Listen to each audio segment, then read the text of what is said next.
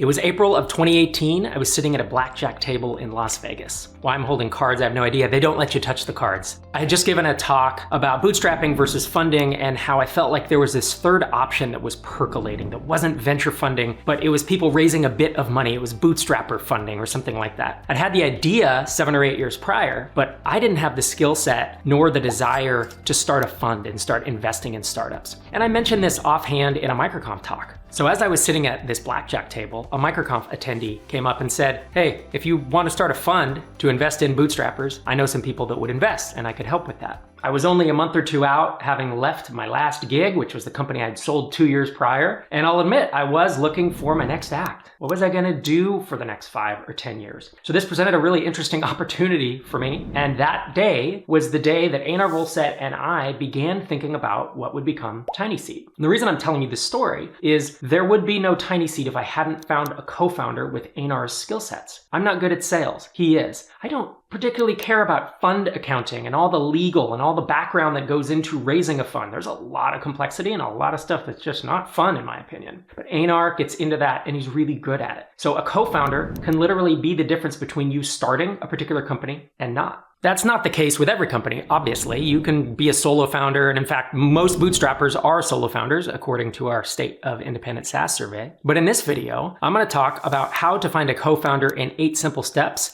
in case this is something that you're considering. And if you stick around till the end, I'll tell you the single biggest question you should ask yourself before looking for a co-founder. In case you haven't heard this before, I'm going to say this sentence that sounds maybe relatively tropey. It's that finding a co-founder is like finding a spouse. Having a co-founder is a little bit like being married. You're in a financial relationship. It's very hard to undo. And it's honestly can become a pretty deep personal relationship that requires trust and mutual respect. And that's why there are several steps to doing this. The first step is to evaluate yourself. It's to understand what skills and expertise you bring to the table and what your strengths and weaknesses are, and to be honest with yourself about this. If you're not good at sales and you're thinking of starting a company where you need to sell things, it's probably going to be good to find a co-founder who loves it, who is exceptional at it. These are the best types of co-founder relationships where there's complementary skill sets. I have seen multiple companies where 2 developer co-founders get together and neither wants to market or sell. They both want to build and be creative. This is not a good recipe. This is not a recipe for optimum growth. Obviously, can it work? Yes. Has it worked? Yes. But in terms of having an optimal outcome or just an optimal relationship, 2 people who kind of go to their own corner and handle different sides of the business is an amazing combination. The second step is, once you've taken inventory of your strengths and weaknesses, is to leverage existing connections. So this is to go to any in-person or online networks that you have where you think experienced, knowledgeable, motivated people are hanging out. And this step is a bit like saying, I'm trying to find a spouse. What do I do? You have to look, you have to date, you have to talk to people. And this second step is exactly that. I'll say in a perfect world, you would already know the person you're going to be co-founders with, even if you're not best friends. So Einar Volset and I didn't know each other that well. He knew of me. I had seen him around MicroConf. We had mutual friends, but I was able to then back channel and go to friends of his who were friends of mine or colleagues who had worked with him and get a sense of who he is and what he was about. And I did. I essentially checked references on him, which is a step we'll talk about a little later. But realistically, if you have friends, colleagues, or acquaintances who share your passion or who might know someone who is as motivated as you are to get this done, this is where you're just following leads and you're just trying to find someone you can take it to the next step with. I will add a note. I would think twice before starting a company with family. I've seen some work. I've seen several implode due to weird family tensions because family history is complicated. If you watched Succession, you have an idea of the worst case scenario, but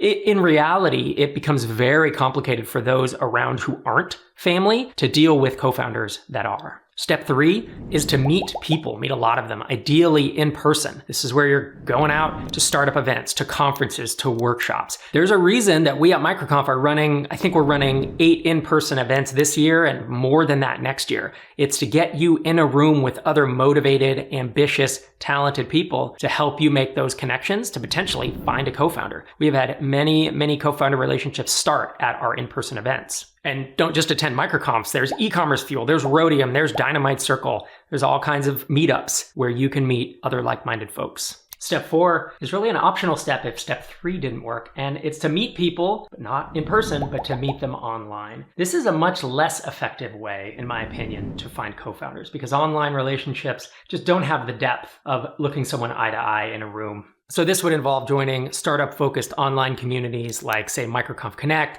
Indie Hackers, LinkedIn groups, Reddit groups, there's /startups, and there's /SaaS, and others. And there are also co-founder matching platforms. Now, I've never used these platforms. I don't know that much about them, but there are platforms like Co-Founders Lab, StartHawk, and I will tease that MicroConf is going to be launching our own co-founder matching platform. This is by popular demand. Over the years, we have matched hundreds, no, actually it's north of 1,000 folks into mastermind groups. And one of the most requested offerings from MicroConf has been, can you help me find a co-founder? And so we will be launching that in the near future. Head to microconf.com, sign up to our email list to be notified when that's live. Step 5 is the courting process. So you've identified a potential co-founder or maybe multiple, and this is where you start having a lot of conversations. You need to talk about key topics like your vision, what you want out of the company, equity splits. Do you have similar work styles? Do you have similar personal interaction styles? And a lot of this isn't sussed out by asking questions directly. It's by working together. So Einar Volstedt and I started discussing what Tiny Seed might look like. We started collaborating on a deck, a PowerPoint deck, to figure out how we're going to sell this to people. Are we in alignment? We talked and thought a lot about it and realized, hey, we are wanting to head in a similar direction. And it does seem like our working styles are complementary.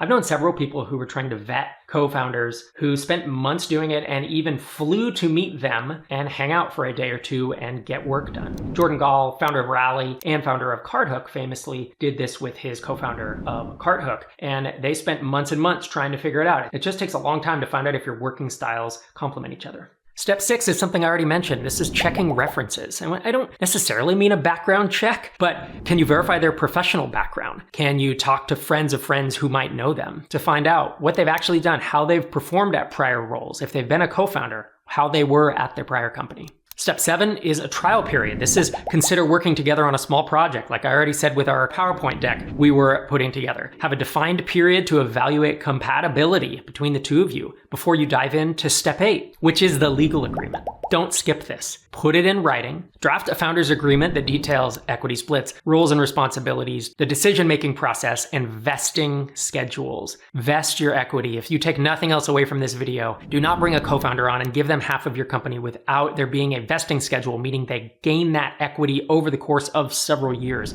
Usually it's 3 to 4 years with a 1-year cliff where no one gets equity at the start. Usually it's 3 or 4 years and the equity just drips out each month, such that if things don't work out, someone doesn't walk away with a huge chunk of your company, because that can literally kill it before you get off the ground. While there is no step 9, if there were, it would be to get to work. This is the starting line. If you found a co-founder, you found someone you want to work with, you have that legal agreement, now you start running. Now you start building that amazing company. In a minute, I'm going to tell you the question you should ask yourself before even looking for a co-founder. But before I do that, I want to mention again, MicroConf co-founder matching is coming soon. Head to microconf.com, sign up for our email list to get notified when we launch it. The question you should ask yourself is, do you even need a co-founder? Venture capitalists say you need them, but the most equity you will ever give away is to your co-founder. The majority of bootstrapped companies are single founder teams, and in fact, I think the number is like 85% are 1 and 2 person teams. You don't need a co-founder to start a startup. You can do it on your own. But of course, I've traditionally had co-founders because I've found that traveling this long, hard journey is better, more fun, and I would say even easier with a business partner who's on board